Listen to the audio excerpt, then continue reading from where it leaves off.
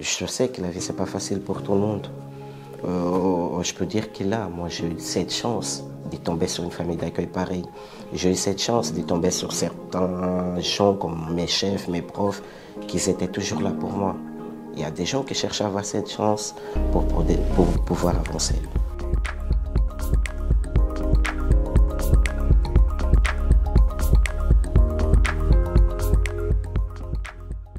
La participation au Top Chef, c'était une très bonne expérience. J'étais à l'aise là-dedans, au niveau de la préparation.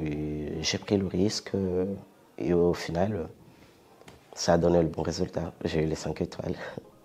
C'est plutôt une grande honneur, pas que pour moi, mais je peux assurer quand même aussi pour mes formateurs, mes chefs, tout le monde qui était derrière moi. Donc je pense que c'est une fierté dans la totalité.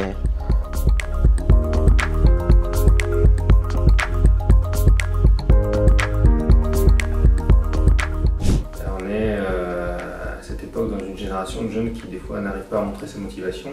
Et dans le cas de Ricardo, dès le départ, il nous a montré qu'il était très motivé, très volontaire, qui se donnait les moyens d'y arriver et qui ne baissait pas les bras. C'est une de ses grandes qualités. C'est-à-dire qu'en cuisine, quand il rencontre des difficultés, c'est pas le genre à laisser tomber, c'est plutôt le genre à essayer de trouver les solutions.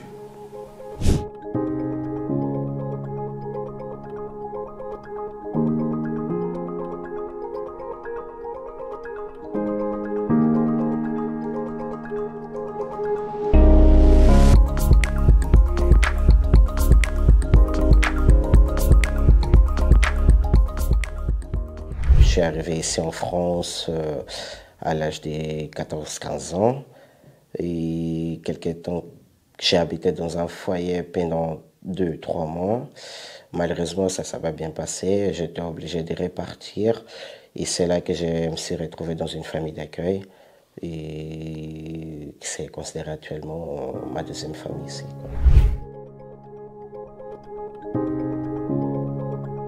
Ma famille, mes amis. Mais bon, on ne peut pas trop s'attacher si on grandit aussi. On doit prendre des risques. On doit prendre des risques si on a envie d'en sortir notre famille dans la galère, quoi. Mais le peu que je gagne, j'arrive quand même à donner, à envoyer quelque chose, partager. Donc ça, je travaille aussi, c'est une des choses qui me donne raison de pousser quand même et de me battre quand même un petit peu plus.